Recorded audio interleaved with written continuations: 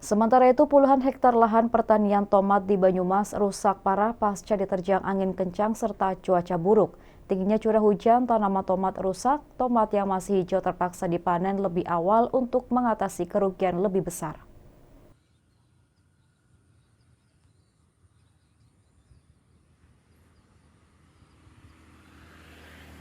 Inilah area tanaman tomat di Desa Cibarang Wetan, Kecamatan Aji Barang.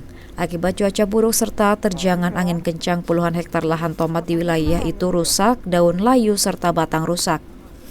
Menurut Rusito, petani tomat mengaku kerusakan tanaman tomat akibat cuaca buruk seperti curah hujan tinggi serta terjangan angin. Kondisi ini membuat hasil panen tidak bisa maksimal, mengalami penurunan.